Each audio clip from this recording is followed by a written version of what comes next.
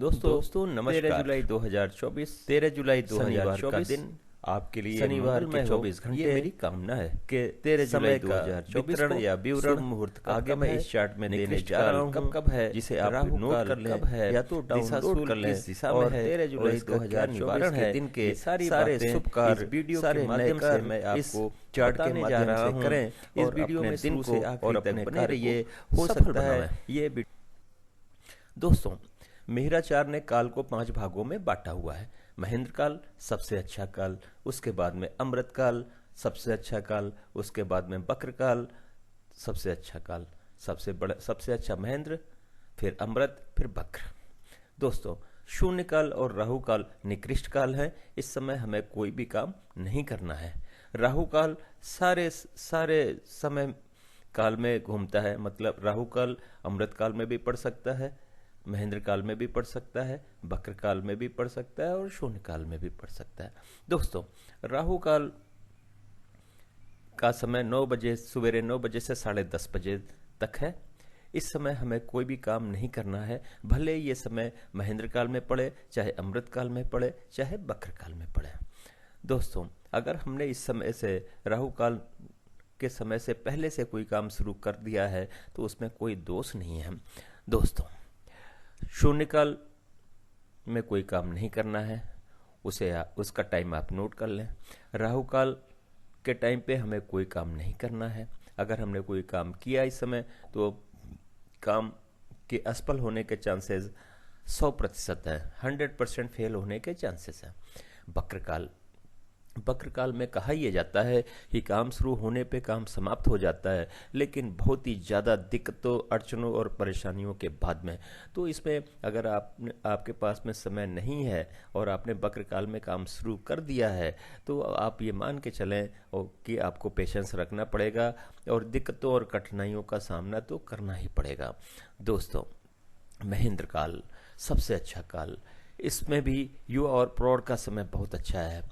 दोस्तों बक्र काल में जैसे मैंने बताया कि दिक्कतें 1000 रहेंगी, लेकिन उसमें भी अगर आपको युवा और प्रौढ़ का समय चुनते हैं अपने कार्य को करने के लिए तो हो सकता है कि दिक्कतें थोड़ी कम हों।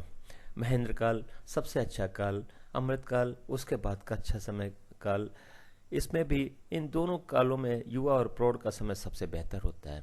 इस समय किया गया कार्य इस काल में किए गए अन्य समय से ज़्यादा अच्छे रिजल्ट देते हैं। दोस्तों महेंद्र काल सुबह 6 बजे से शुरू होकर 6:48 तक है सुबेरे, फिर रात के 8:24 से शुरू होकर 9:12 तक है। अमृत काल सुबह 9:12 से शुरू होकर 12:24 दोपहर तक है, फिर रात में 9:12 से शुरू होकर 10:48 रात तक है, फिर रात 12 बजे के बाद में 2:48 से शुरू होकर 3:36 तक है, फिर 5 बजे सुबेरे से शुरू होकर 5:12 सुबेरे से शुरू होकर सुबेरे 6 बजे तक है। मतलब 24 घंटे का आखिरी पहर जिसे इस दिन को समाप्त करेगा, शनिवार के दिन को समाप्त करेगा। दोस्तों ये रहा 24 घंटे का चार्ट। इस चार्ट का उपयोग अपने सारे नए कार्य यानी शुभ कार्य को करने में करें और अपने कार्य और दिन को सफल बनावें।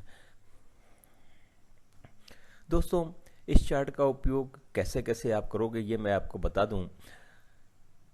गृह प्रवेश का समय निर्धारित करने में, मुंडन का समय निर्धारित करने में, कोई नया कथा या हवन करने जा रहा है तो उसका समय निर्धारित करने में, कोई नई पूजा आपने रखी हुई है जो डेली रूटीन की पूजा से अलग है तो उसका समय निर्धारित करने में, नामकरण का मुहूर्त निर्धारित करने में, अगर आप वाहन खरीदने या गाड़ी खरीदने बाहर जा रहे हैं तो घर से निकलने का समय, लड़की देखने जा रहे हैं तो घर से निकलने का समय, लड़का देखने जा रहे हैं तो घर से निकलने का समय, नई ज़मीन खरीदने जा रहे हैं तो घर से निकलने का समय, नया फ्लैट खरीदने जा रहे हैं तो घर से निकलने का समय, जमीन या फ्लैट बेचने जा रहे हैं घर से बाहर निकलने का समय, घर में अगर बैठ के इन सब बातों की चर्चा कर रहे हैं तो घर में बैठने का समय, दोस्तों किसी से मिलने जा रहे हैं तो घर से निकलने का समय, किसी यात्रा पे जा रहे हैं तो घर से निकलने का समय, बच्चे को एडमिशन दिलाने जा रहे हैं तो घर से निकलने का समय, अगर आपने कोई व्रत रखा है तो उसको व्रत को तोड़ना है तो उसका समय।